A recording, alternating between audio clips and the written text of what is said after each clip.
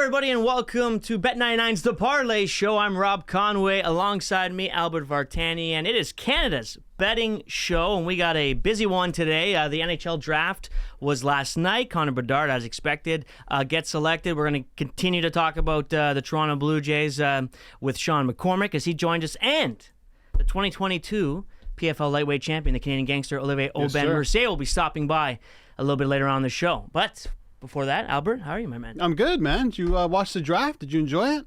Did you flip the channel off after the third pick? So I watched a little bit of the beginning of it, and then when Fantilli wasn't picked at 2, I was just waited to the third to make sure that wasn't like going to be a big drop or something like that. But once he was picked, it kind of went as expected. Yeah, I just waited for Mitchkov. I'm like, where's he going to drop? And he ended up dropping to the Flyers. The Flyers at 7? Yeah, and apparently that's where he wants to play. He was telling Danny Briere, I want to be a Flyer. Like, don't ask Carey Price, but David Reinbacher. Oh, dude, poor guy. Poor guy. I mean, poor guy in a way. Whatever. It is what it is. Yeah. I put myself in his shoes. I'm like, I'd probably do the exact same thing. Yeah. No, I know. Walking there, you're like, what the hell is this guy's name? Yeah. Like, you say it over and over and over again so many times. That's probably what happened. And then you end up screwing yourself Or over. I'm like, I wonder if they switched it last minute on him. Maybe. After like, we're going to go, you know what? Instead, let's go with him. Maybe. Because they were talking trade for a long time, Montreal. Like maybe he wasn't even expecting. Maybe they're like, Carey, don't worry about it. You're good. We got another 10 guys to go. And then last I thought Mitchkov was going to go there. I really did. It sounded like he was going in that direction, but...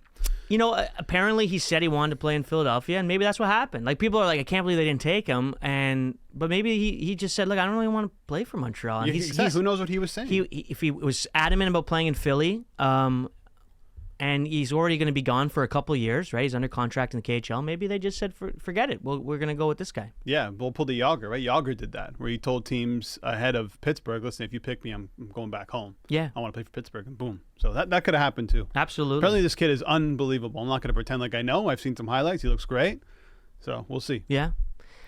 Other than that, I mean, the draft was. We've had a few trades today. Not huge names. Yamamoto going and Josh Bailey going for future considerations in 2 separate deals. Salary dumps, yeah. Basically. I like the Josh Bailey to Chicago, and now gives Bedard another player. Yeah, well, you got to, right? Yeah, you got, at least have to have one good line. Yeah, so Taylor Hall, Bedard, and Josh Bailey or Foligno. They got to get players on there, and they also have to hit the salary cap floor. So they're going to keep not even at the floor, right? Not even at the floor yet. So they're going to have to keep taking in contracts, taking in players. Josh Bailey was with the Islanders for like 15 seasons. You forget that, but the guy's been there for a long time. Yeah, no, he really has, right? Like he's been an Islander for life, basically, and good player, solid, probably 20, 30 goals, a lot of years. So okay, so after the first few picks from last night, let's talk about. There's no Calder Trophy odds out yet. Yes. Who's your favorite? Is it still Bedard? I think it's got to be. Yeah.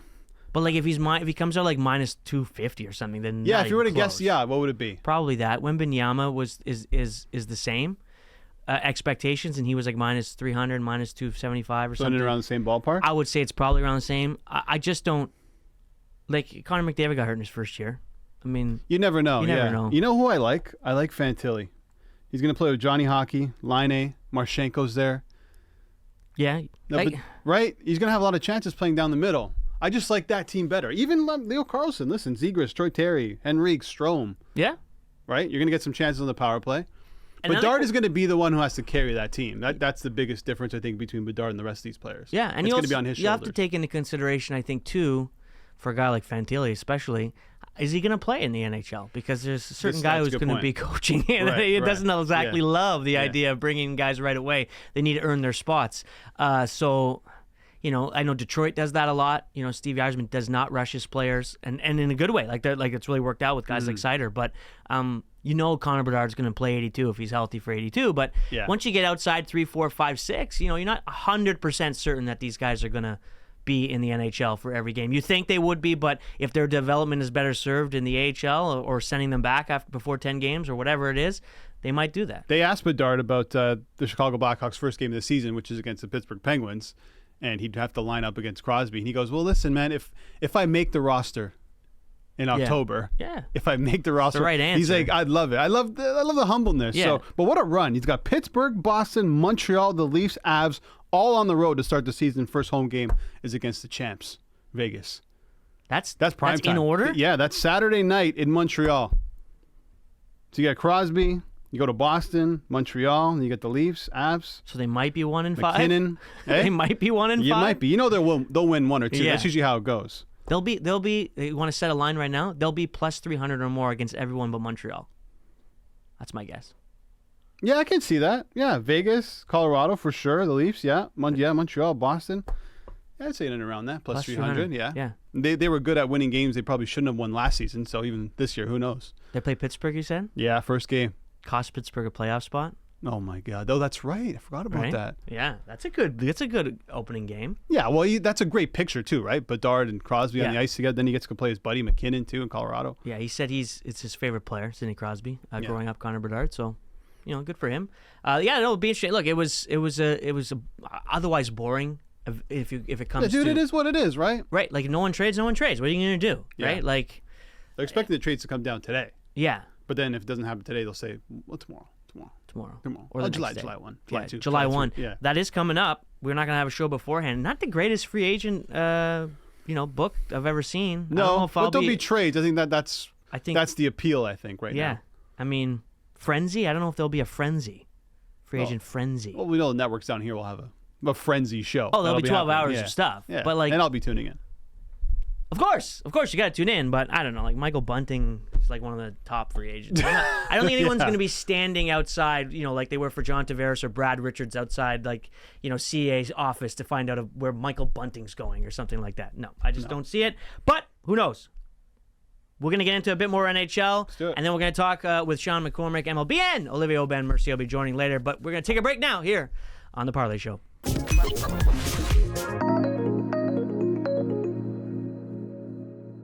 Welcome back to Bet99's The Parleh Show. I'm Rob Conway. We are going to continue our chat about the NHL. Our good pal, Matthew Barnaby, who's usually a co-host on the show and has an opinion or two about the sport of hockey, is not here today because he is traveling back from a charity golf tournament in Saskatoon. Nice. And so, unfortunately, he won't be joining us to give his 2 cents on a lot that's going to happen. But look, we got July 1st coming up, free agents. He'll be back next week, and we'll be rocking. Yeah, Barney plays more golf than guys on the tour, huh? He does. Holy smokes! Now he just got him. Yeah, he just got a Memby at Camelot and he was Ottawa, telling me. That's so right. He's definitely taking advantage of that, which I would too. Yeah, why not, dude? What's tired hockey player chilling? I'm golfing tomorrow. Yes, I'm excited. Can we get some footage of that for next week? Okay, that's a move. Is it Monday a holiday? Doesn't matter. We're back. Monday is a holiday. Tuesday we'll be back. Yes, 100%. All right, let's get into a couple of interesting moves yesterday. The Devils. Look, there's some talk about this Devils team. Look, they got through the first round. They have a good young team. They don't really have a goalie you're loving. They don't. But, Vancheck, Schmid, and then you go add Toffoli, you sign Meyer. What are your thoughts on what they're doing so far? And there's even rumors that Connor Hellebuck was linked to them, although I don't know if financially they can fix that. Yeah, I don't know how the Devils would actually make that happen to bring up their cap. Right, a current cap space $10 million. Yeah. And they have Vanacek, I think, has got 1 year. Yeah, he's got 1 year, and then you got Schmid, who's gonna become an RFA. So they definitely need a goalie. Right now, you get them at plus 1,200, plus 1,100 at Bet99 to win the cup. It's really good. They still need a goalie. They need a really good goalie. Do they? And they still need size. Their type of hockey. Listen, what happens every time somebody wins a Stanley Cup? It's the same recipe. Big dudes, hard hitting, checking. It's more than the skill. That I don't disagree with. And the Devils don't have that yet. No, they really don't. I love the Toffoli move. It's great. You look at his numbers: 34 goals, 73 points. He's got a cup. He's got the experience. Still pretty good season with that Calgary team that wasn't very good. Now you throw him into the mix, some more experience. I think it's going to help them. I can see them going to probably the conference finals. I just don't see this team winning the cup yet. But I think they're building towards a team that can do that. But I'm telling you, like the Vegas Golden Knights, like Tampa's done before in the past, St. Louis, Boston, you need some size, man. You do need and you need a really good goaltender.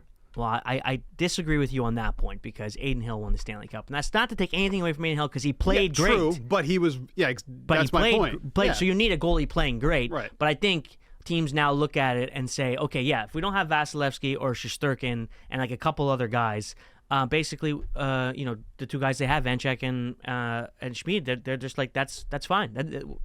We'll have to be better elsewhere.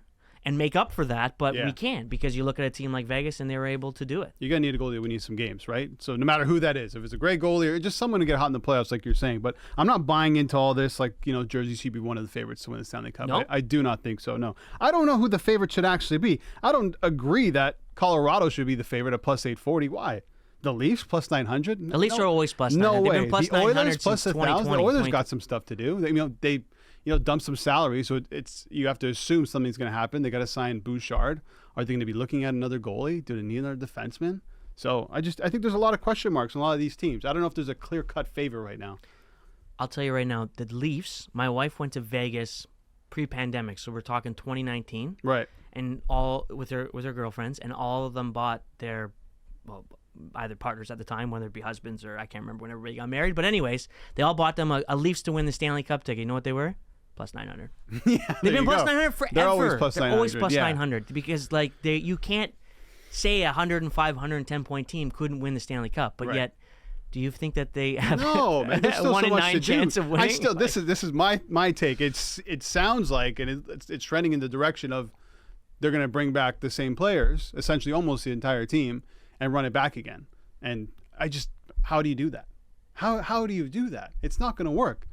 Okay, they're going to make the playoffs. They're a really good regular season team. 100-plus points, probably going to happen. Yeah. But when it gets to the playoffs, it's the same old song and dance, same old story. And then what if, I don't know what they're going to do with their goalie situation, but what if Samsonov doesn't work out? What if Joseph Woll's not ready?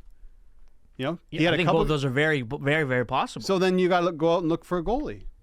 And when, you know what I mean? You're not looking for a very good goalie. There's not much cap left. If Nylander wants 10 and Marner. Matthews wants 13 plus. How are you going to make that work? Ryan O'Reilly wants to come back. Then you're looking at you got to rebuild that defense core. Shen wants a contract. You're living like Shen. They're giving out 4-year deals to fourth liners. I'm not loving that deal. So that's what I'm saying. There's still a lot to think about with this Toronto Maple Leafs team. Similar to the New Jersey Devils. They got to change their style of play when they get into the playoffs, and they need size. You're not winning without it. Well, there's a report out there that they're interested in Ryan Reeves. I mean, that's about about size. Is Ryan Reeves going to help you win the Stanley Cup? Probably not. The thing that I don't want to say he won't. Now, obviously, he's not going to likely score enough goals to be the difference maker. But can he drag the guys into the fight? That's the question. But the Leafs are far from. I don't mean literal fight. I mean, you know what I mean? Well, yes, literal fight too, though. Yeah. But the Leafs are far from just adding one piece and they're there. Yeah, you think so, eh? They need a defense. Yeah. They need defense. What do you do with Brody? Do you keep Morgan Riley? You know he was good. Well, Morgan Riley's not going anywhere. He's a lifetime Leafer. I don't think he's going anywhere. How do you keep all these players? I think you have to move on from Nylander and Marner. I've said this before. Mm-hmm. I think William Nylander is going to price himself out in the market. Well, if you look at the numbers, okay, Dubois, 8 years, $68 million, 8.5 AAV. I still think he's got a ton to prove, but 27 goals, 63 points is not much. Then you look at Nylander, who at 40 goals, and it's like 40 goals without trying. Yeah. And performing in the playoffs. Right. So he looks. If I'm his agent, I'm looking at that number. Like, oh, thank God. No, his we're at 9-10 minimum. His deal starts with a 1, and you think it starts with a 1? Yeah, it does. I'm in the same boat. On the open market, it starts with a 1. And the thing that I don't know if it's changed over whatever it's been 5 years since he signed his last contract, but. Last time, he stayed in Sweden until he got every penny that he thought he deserved. So I don't know why anyone thinks he's going to take a hometown discount. Now, he might. Maybe he's grown to love Toronto and grown to love Matthews and Marner and wants to stick around. But much like Austin Matthews has reportedly said, I'm going to take a bit of a haircut in order to make this team better around me. I just don't know if William Nylander is going to do that. Does he want to play? I just don't think history would say he doesn't, right? And so if he wants $10 million, he'll go play for $10 million in Columbus or in Arizona. No offense to these places, but guys like Chicago, he needs to get to the floor. Okay, we'll give you we'll give you 7 years, $10 million. Yeah, and he'll be fine with that. You get to go play with Connor Bedard. Sure, you still got a year left, right? On that really good deal. Yeah, and I think they need to ask him straight up. Are you willing to sign within the confines of whatever that needs to be? And if not, you got to ship him out. I think so, too. Look at Timo Meier. He scored 40 goals last season, 66 points. He's making 8-8. Yeah. So, I mean, it's going to be, you say 1, I say at least a 9. At least a 9. And then how do you make that work? I just don't know how the Toronto Maple Leafs can make a Stanley Cup team with, 4 players making $10 million? That's not. Well, yeah, it just doesn't seem to make sense. The first ever player to make $10 million won a Stanley Cup this year, and he was only one of them. Now they have 4. Yeah. I mean, there's only a couple teams with multiple $10 million players: Florida, Barkov, and Bobrovsky, and you got L.A., Kopitar, and Doughty. Who am I forgetting here? Then you got the Leafs have 3. Edmonton. I'm sure Draisaitl makes 10. No. No, he doesn't. I don't know what his number is, but it's not 10. Then the Leafs have 3 of them. Okay. Soon to be 4. Soon to be 4. Which is crazy, man. Anyway, do not lay that plus 900. No. Don't do that. No, and part of that's too because Toronto takes a lot of money. No, too. definitely. Yeah. What do you think of Vegas? I mean, plus 1,200. They're up against the cap a little bit. They're always up against the cap. Sent out Riley Smith. They signed Barbashev 5 years at $25 million. It's too bad they sent out Smith. I really like the idea of guys that were there from day one. He got his cup, but then but you saw what Barbashev did in the playoffs. Oh, I know. I'm not saying you have to choose one or the other. That's the types of players that the Devils and the Leafs need. You need those types of players to win. Hit, score, everything. Right? The Leafs don't have that. And they don't grow on trees either, right? No, exactly. But that's a good deal. Tom 5 Wilson years, is rumored to be going to Ottawa or something. Tom Wilson be a player the Leafs could use. Yeah. Oh, I like him in Ottawa, actually. I like that. Yeah. I mean, so there are players out there to bulk up a team. Vegas, I think, at that number is not bad.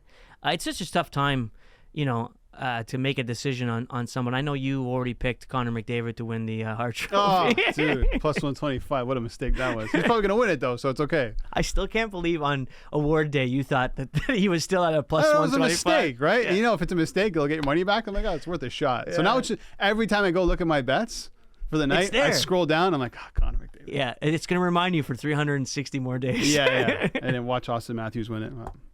Yeah.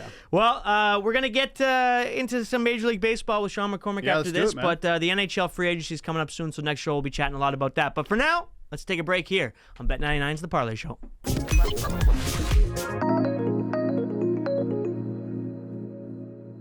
Hello, everybody, and welcome back to Bet99's The Parleh Show, Canada's sports betting show. Rob Conway, Albert Vartanian, and joining us once again. Oh, boy. Taking the glasses off? Take them off. All right. No, fair enough. I wear contacts. I can't take my glasses off. I just got you. I'm new to the glasses game. Yeah. So I'm still getting used to How really? You never had glasses before? No, first time, man. Wow. Vision's actually still pretty good, according to the optometrist. So nice. There's that. All right. There you go. People want to know. Yeah. Can you see me? How many fingers? 4. Shawn McCormick is here to talk a little bit about some MLB, some Jays, and of course the Parleh, which is off to a rough beginning. But speak for yourself. Let's start. Yeah, I know. Well, technically we're 0-1. We go as a team here. Yeah, it's not individual performances. Yeah. I agree. But we should keep track. We're gonna keep track. I'm gonna have a spreadsheet and everything. So I got to take this L with you guys. Albert's like the we'll do individual and team, but. Hey, Albert, you're like the scramble partner that they bring in, and he's the only scratch on the team, and he's just like hitting bombs off the tee, and these guys cannot contribute Come on, guys, make all. a putt, dude. Yeah, make a putt. And Do I'm that something. best ball guy that gets used twice around. Yeah. You're the hey guys, you want another round? Yeah, exactly. I love that guy. Sean, we just need you to put one in the fairway so we can all hit driver. Got it. Top. You're a worm burner. Yeah, that's me. We gotta do that. We should do a little scramble. We should do it. A 4-man scramble. Get Barney in there. Yeah. No, but you and Barney are good golfers. Me and Sean are just Yeah. You're a good golfer. I shot 100. I haven't seen Sean. I assume he's decent. I'm a bit below Albert. He throws on the best is his golf attire. He throws on a Mike Weir polo golf shirt. So he comes to play. Essentially, is what I'm saying. Nice. Yeah. Yeah. No. Hey. Hamilton's own Shawn Look McCormick. good, play good, right? Yeah. No, it's true. You got to feel good out there. Yeah, of course. So we were talking about one Alek Manoah last time we had you on. Gave up 11 runs, 10 hits, 2 2/3 against the Florida Complex League. Basically 17, 18, 19-year-old guys. Now, let me ask you this, because someone brought this up to me when we were talking about it, and it might be a valid point. I think it is. What are your thoughts? Is it possible that they just said, look, go out there and throw X pitch 100 times in a row. We don't care what happens. Right. And are we overreacting to 11 runs? No. Okay. I don't think it's an overreaction. That definitely could be along the lines of what happened. You go out there and you try something new, just hoping to see what works, what doesn't work. Well, whatever he did didn't work. It didn't work. So I don't care if you're tinkering like a little bit. You still can't give up 10 hits, 11 runs. It's just... Yeah. I don't care if you're out there underhanding. Got to be a bit of ego, right? Like, I'm getting this guy out here, and then we'll get to the dugout and figure it out, and then we'll go back to trying this thing. Yeah. But I at least got to shut these guys down. Well, these guys are having a field day with me right now. John Schneider was on a radio show here in Toronto yesterday, and he was talking about, I wish people were able to have access to watch the video. Yeah. He was backing up his guy, but he's saying, listen, it's about the 18, 19-year-olds. There's a 19-year-old behind the plate calling balls and strikes, so he's learning to call balls and strikes. The defense isn't great. Trying to back up his guy, I get it. But he also kind of said, listen, we have strict goals for him and procedures for him to do when he's on the mound. So maybe he's just trying to pound the strike zone and he's getting killed, right? Yeah. And some players on Twitter, Deck McGuire, I don't know if you remember him. He played a couple years in baseball. He goes, my first pro start in 2011, I watched Brandon Morrow give up 9 in like 3 innings, which is essentially in the minors. He was throwing 97 to 100, and he said he was panicked, but a month later, Morrow got called back up and then struck out 17. Yeah. So make of it what you will, right? Like Bassett has come out and said, listen, guys get sent down all the time and they get lit up. And we never hear about this, by the way. We never hear about these things. So is there cause for concern? I think absolutely. I don't think it's overreaction. When you see 11 runs in 2 2/3 and a couple home runs, a couple walks, that's a horrible line for a guy who was in the Cy Young race last season. Yeah. Yeah, the spotlight's on him, right? And I mean, Toronto market, it's a big market. He's going to have a lot of eyes on him, and that's the reason why it's so highlighted. They do like his work behind the scenes in a simulated games. He's throwing a lot of pitches for strikes, which is what Albert alluded to, which is what they want him to do. He's throwing about, I think it was 70 to 75% of his pitches for strikes. So if he just continues to do that, ideally and not get hit hard. Like I don't know, again, in the Florida complex, like you're not going to see exit velocities and stuff like that. And who knows how hard he's actually throwing too, right? Yeah, no, I believe, back a little bit. I believe they were saying his fastball is around 93, 94, if my memory serves. So, I mean, that's about where it is on the season so far. So I haven't seen an uptick in velocity yet, but we'll have to see. I mean, eyes are going to be on him next time he goes out there, and hopefully it's better than 10 or 11 runs in. You have to imagine these kids are swinging at everything. Oh, out of their shoes. Whatever's coming at them, they're swinging, right? So it's tough. I mean, it's definitely a bit of an overreaction, but there's concern there. There's got to be a little bit of concern. But outside of that, this team's, we talked about last time, the pitching has been good. Kevin Gausman, I was at the game. Speaking of 17 strikeouts, you mentioned Brandon Morrow. That was the Jays that night. You're under 1.5, almost cashed. Almost cash. Just a late ninth inning rally that hit 3-0. But Gausman, again, another unbelievable performance. He's right in there with Framber and Shane McClanahan for the Cy Young chat.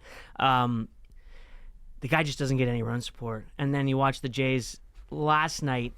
They have 4 doubles in the first inning. It's like, can you not have mixed one of those in the previous night when there's a couple guys on? But even still, like after the first inning, which again, a lot of pitchers are susceptible in the first inning to giving up some hits and some runs, and then Logan Webb just settled right back in. Oh yeah. So they didn't get a single run after on Webb until he left the game. So, I mean, they look good in the first inning. Yeah. Let's see if they can keep it going tonight against a guy making his first MLB start. Listen, runners in scoring position. It worked yesterday. They actually cashed them in 4 and 6 in the first, 6 and 13 throughout the entire game. That's the big thing, right? We talked about it. I'm like, these guys have the yips. Like, I don't understand. These guys need to stand. The guys on base need to stand behind the other team so they don't see them on base. The thing with the Jays, like I know, the expectations were incredibly high. Like, win the division, win the World Series, and they're not there. They're a wild card team. But they, as bad as they've been, they're still chipping away. They're still in a good position here. Right? It's not the end of the world for the Blue Jays. No, it's not. It's just also you got to take into consideration who's around you as well. Like the Yankees, probably not going to be in the mix, I think, by the end of the year if they continue to stay injured like they are. But, a team like Seattle is off to a very, very bad start. They could turn things around. They got a good starting rotation with Castillo and Kirby, Gilbert. And then you have, obviously, what Shohei Ohtani's doing in L.A. And that team is sticking around. I would have thought it's still time, but I would have thought they would have dropped off by now. And this guy's, striking out 10, hitting 2 bombs. And it's not, listen, it's not like Houston, L.A., Boston. Houston, I forgot Houston, yeah. The Yankees, Toronto. 2 of those teams aren't going to be in the playoffs. So there's a lot of underperforming teams. Yeah, it's crazy. I mean, shows you how deep it is. Yeah, it's deep. It's deep in the AL for sure. And as we talked about, it's just lucky for the Jays right now that the Jays are middling, but like other teams around them are struggling. Yeah, the Astros are missing Yordan Alvarez. The Yankees are missing Aaron Judge, right? And so, I mean, it's a good time for the Jays to figure it out and get a bit of a cushion on the wild card race. That's what I'm looking for them to do. Yeah, absolutely. And they have one more game here. One more game against San Francisco, and then they go off to Boston, or Boston comes here. Boston comes. Yeah, that's right. Because it's a long weekend. Canada Day. Day. Head down. They wear red, right? They're gonna wear red again. Probably. I would assume against the Red Sox. Yeah. Well, Red Sox Remember when they used to play white, Montreal? That was always fun when they played Montreal. Yeah, way back Canada. when. Yeah, no more Montreal. Buddy. All right. Well, let's we can get some other topics if you want, but we're gonna get to the parlay. Should we not give just a touch of love to Domingo Germán, the stickiest player in the game? Oh yeah. Forgot Perfect about him. game. Yeah. I don't want to. What was that look for? Why? I don't want to. It's a perfect game. It doesn't happen, dude. The guy is a scumbag. Hey, listen. Yeah. He still pitched the perfect. Yeah, game. no, 27 up, 27 great. down. All right, well, we talked about it. Like, he was fine. I will say this. Congrats on being the 24th pitcher to do it. Yeah. But like, I'm not going to celebrate a guy who is a domestic abuser and a guy who, you know what I mean? I just can't do it. And so congrats to him. But that's as much as I'm going to say about it. That's just my take on it. I think I'm done talking about Domingo Germán. Yeah. No, I don't mean to rain on the parade. No, good. It's good, but like, I just don't want to like. I don't know. You know, he was good. He, like 8 or 9 strikeouts against the worst team in the league. I mean, again, it's a perfect game. It's a fantastic feat. Yeah. The last time that happened, 2012, it happened 3 times in that season. King Felix, Matt Cain, and Philip Humber. Greatest perfect game of all time, though, Philip Humber. Well, that's what I mean, too. Like, I mean, for a perfect game, I mean, there's some very good pitchers who have done it. Yeah. But also, you have to, like, everything has to go perfect for the perfect game. Your defense has to play fantastic. Exactly, you're right. You have to have an umpire. Now they would have reviewed it. Yeah. But Andres Galarraga. Yes, I was about to bring that up too, right? That's a You just bad have to have everything go right for you. As much as it's an individual performance, it's a team performance as well. How about David Wells doing it hung over, by the way? I love when people too when they say like, isn't a perfect game 81 strikes, 27 up, 27 down strike. I'm like, that's it. That's okay. Let's. Yeah, well, someone threw with 88 pitches. It was David Cohn in 99. 88 pitches, 10 strikeouts. That's pretty good. Unbelievable. Yeah, that's a quick day's work. Yeah. All right, now I was, I mean, 24. 24 is 24, so it doesn't happen very often. No. They play a lot of baseball games, 162 a year for every team. Anyway, let's get into the parlay. We were 1 for 4 last time. I had the Astros. They did not win. You had the Marlins. They did not win. You had the D-backs. They won. And then with the run line for Barney with the Jays. Oh. Not so good. You were at the Gosman game. I was at the game. I told you, don't go to Gosman games. Yeah. You didn't want to listen to me. How many dogs? How many hot dogs? I had one hot dog. What did you do there? Did you drink? Yeah, of course. Did you feel pops? You had one. Yeah, sure. Did you hit a street dog? No, we went to Jack Astor's after. What do you do? On Front. Anyways, okay. Shout out to Jack Astor's on Front Street. Parlay today. I'll go first. I'm going back to the Astros. Big win last night against the Cardinals. Huge hit by Jose Altuve to give them an 8-7 lead. They end up winning 10-7. Again, getting close to a pick'em for a team that's good against the Cards that are hit or miss. I'm going with the Astros. Now, a little caveat here. I forced the guys to pick the evening games because this show will be later. So we have a very small menu to choose from. And so this is why the next 2 picks are going to be from the same game. Go ahead. I like your pick. I like your pick. Adam Wainwright, not been good. The real question is, do you like your pick? Because last time you didn't like your pick. I do like my pick this week, and I'm sort of piggybacking off Albert. Have a little bit of respect for Wainwright, by the way. Sure, he sings a great national anthem. That's the best thing he's done all season. Yeah. No, he's been around for 25 years. Dude, if he wasn't a legend of the Cardinals, I don't even know if he's playing baseball right now. Probably not. I'm going to take the under in the Phillies Cubs game tonight. And so I'm piggybacking off yours, and that's a tease, but I like, Taijuan Walker's looked great lately, 4.1 ERA. Since May 7th, 2.63 ERA, only given up 2 runs in his last 26 innings pitched. And then Kyle Hendricks has been fantastic as well. Quickly to you, Albert. Phillies moneyline -120. Everything you just said about Walker. 5-1 in his last 6 starts. I like him. Plus 541 for the parlay, and we are going to go 1-1. I feel it, boys. Thanks very much, Sean. And we got the Canadian gangster, Olivier Aubin-Mercier, coming up next on the Parleh Show.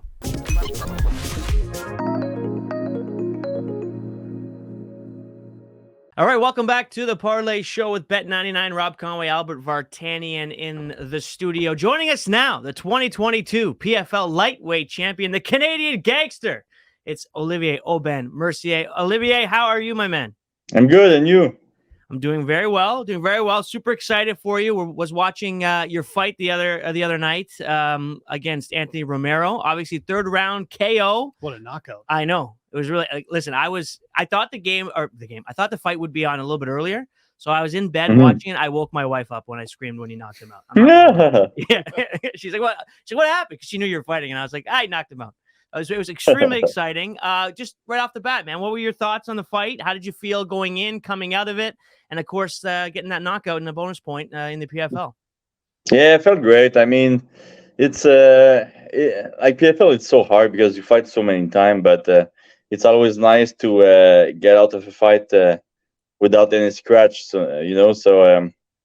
I was really good at the end of the fight. I think right now I have nothing. I have nothing to complain, and no injury, no. No, I got punched actually in the first round. I got kicked in the face, and but nothing happened with that after the fight. So no headache, no nothing. I got headbutt a little bit, so I was a little bit fat here, but now it's gone. So no, really happy with the performance. I didn't really get punched, so that's always great. And now I'm gonna fight in 2 months, so I can go back in training in 2 days. You looked a little frustrated with the headbutts. I mean, look, lefty versus righty happens. It didn't seem like it was on purpose any one way or the other. But when that's happening to you in a fight, and you feel like maybe you're in rhythm, and you have to stop, and you have to go through the couple minutes to make sure everybody's okay. What's that like? How does it just fly by when you're just you're in the zone, you're just waiting for the fight to start again? Like, what's going through your mind when that's happening? Yeah, you want to make sure that it gave no advantage, to your opponent. So I was taking like my 30 seconds every time just to make sure that nothing happened. I was scared of the cut. Actually, I was scared of getting cut with the headbutt. Yeah. But like you said, it was not his fault. It was not my fault. So it's just a frustrating thing to happen, in a fight, and it happened like 3 times. So yeah.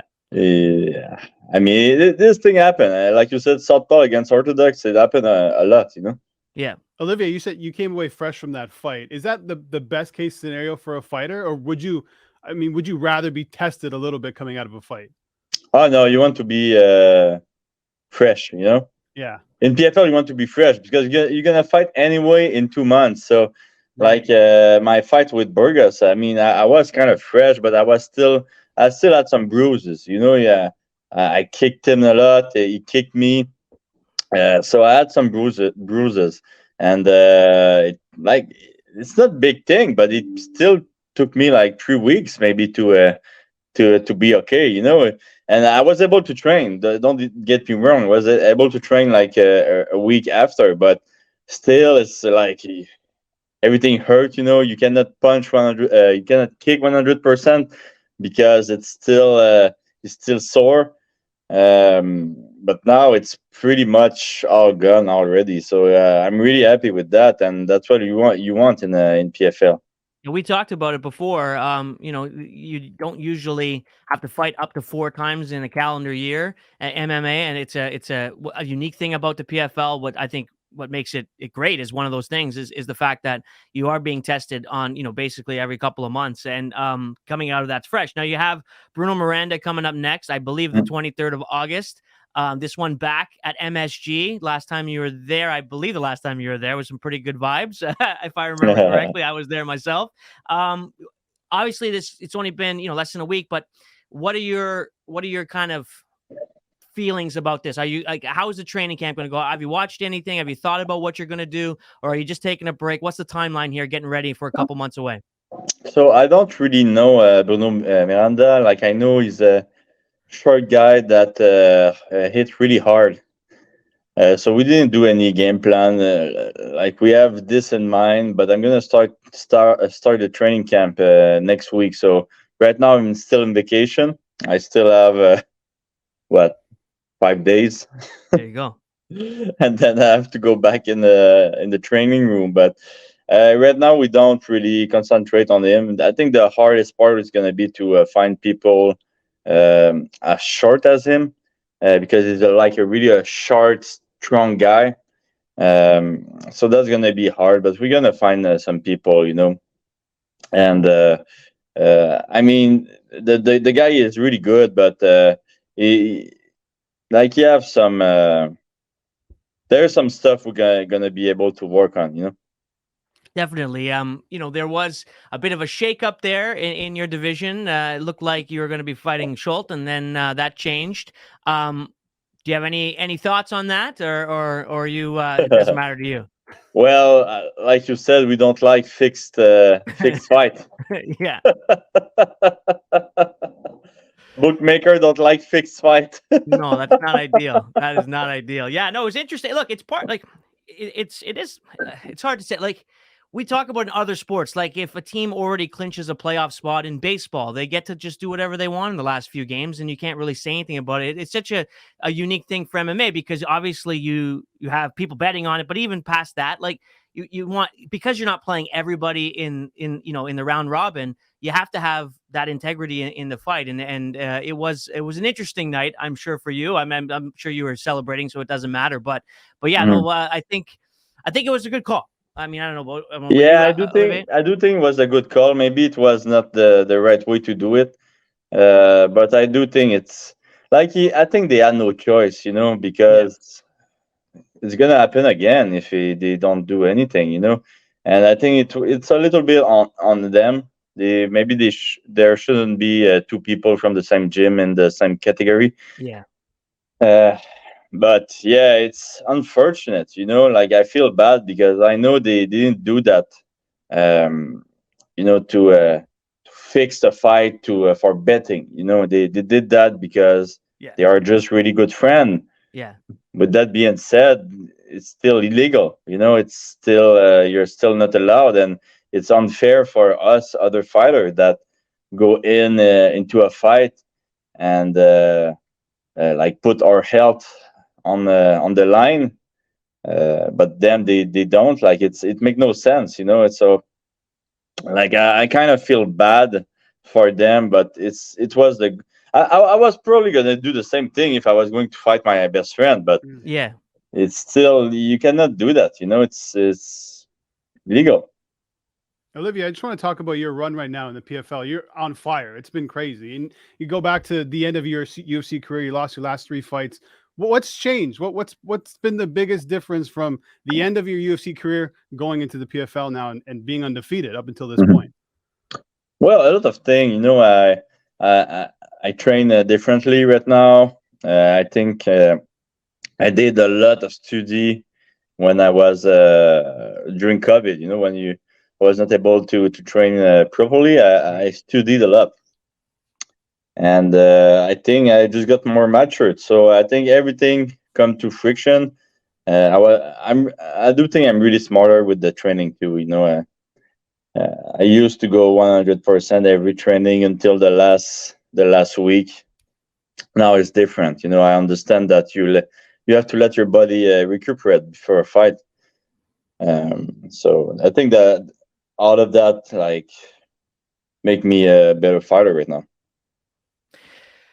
Well, let's get into a little bit of what we got coming up. You talked about your preparation and your gym, and we were down there. Albert and I were down there with the Parleh group and interviewing George. And George has put his name out there as training partner for Elon Musk. And should we get Elon Musk down to H2O with you and Richard and George and everybody else down there to get him ready for his fight with Zuckerberg, first of all? And have you picked the side? John Jones apparently is Team Zuckerberg.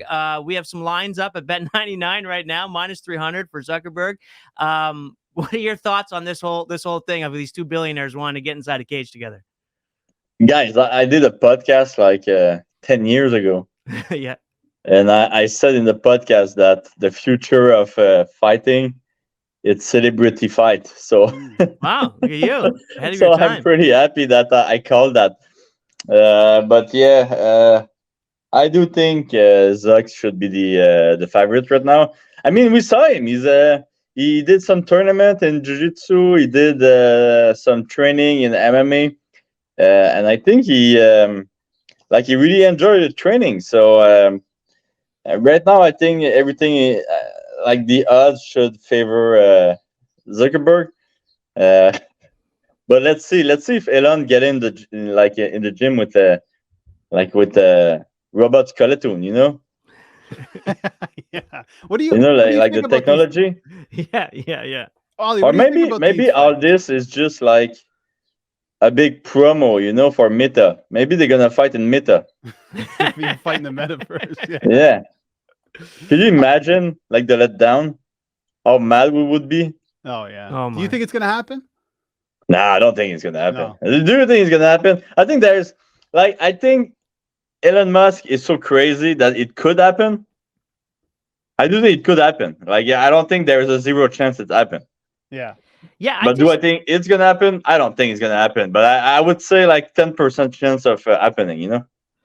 I just think that one of that, like, unless both are so confident in their skills that they think 100% chance I'm going to win, you just don't want to be the loser in that, right? Like these guys are at the top of their game for what they are, whether it's with technology building, whether it's with Facebook and Meta.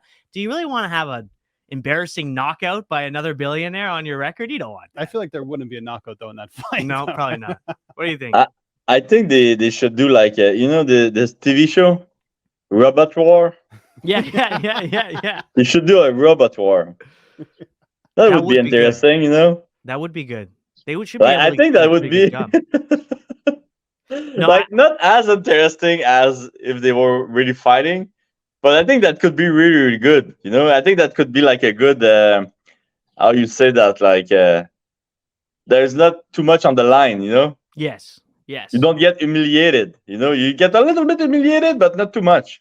Or you do like American Gladiator style, where they got to do a bunch of different things, right? It's them against each other, but they don't actually fight. They don't actually fight. Could do that. Well, because losing in a fight, it's so humiliating. So it's that could be wrong, And anyway, I think that's the deal breaker for one of them. Just envisioning themselves being knocked out on in front of a billion people probably watching, and then the stock go down. Yeah, exactly. Oh my god! But that's the thing too. There's more than just a fight. It's like fucking Tesla's gonna go down. Yeah, it's like when Elon Musk smoked a joint on Joe Rogan's podcast, right? The stock went down. Yeah, something similar, right? All right, quickly, Olivier, before we let you go, UFC this weekend. I know you like to make it better too. What do you got? Strickland, Magomedov, any other fights? You were really great at 289. You went 2 for 2. Yeah, I'm a beast. For this one, I'm going with Shawn Strickland. I think Magomedov could be really dangerous in the first couple of rounds, but I think Shawn's going to take over. So let's see what happened the first couple of rounds.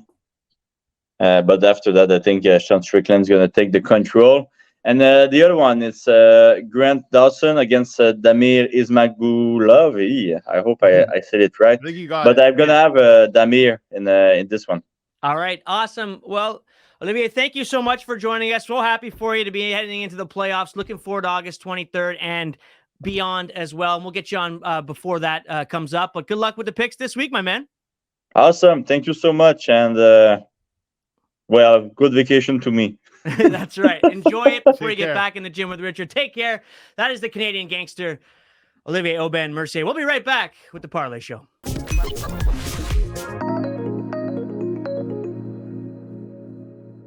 All right, welcome back to the Parleh Show. Thank you very much to the Canadian gangster, Olivier Aubin-Mercier. And back in studio with us, Shawn McCormick, to help wrap the show. And our late-breaking news, as always, Corey Perry to the Chicago Blackhawks. He is a Blackhawk. He is a free agent. I had to ask you 3 times to please clarify this because I have no free idea agent on July 1st. Why this deal was done. So the Blackhawks sent Tampa a 24th 7th rounder for Corey Perry. So Corey, basically the assumption is Corey Perry is going to sign with the Blackhawks? That's the assumption, yeah. Well, why wouldn't they just wait until Saturday? Don't know, but that happened. They must know that Perry wants to sign. And why does a guy who went to 4 straight Stanley Cups want to play on what's going to be the worst team in the NHL, despite getting to play, I guess, with Connor Bedard? I don't know. Who knows? Maybe they might flip him. They might flip him. Sign and trade? Yeah. I don't know what they flip him for, though. Like, nothing. What do you get for Corey 6th rounder? Perry? Yeah, just picks going around. I don't know. I thought he was going to go to another contender or stay with Tampa. I thought he would end up either in Pittsburgh because they, Dubas has been trying to get him for a long time, or the Leafs, or Edmonton, or somebody. I will say that's probably the type of player that Bedard needs around him. No, yeah, for someone sure. who can play, someone who can back up their teammates. He'll fight. But can Perry sustain the minutes that Bedard's going to want to play? But I don't think he'll play on Bedard's line. I right? agree. I think that line now is probably Taylor Hall, Bedard, and Josh Bailey.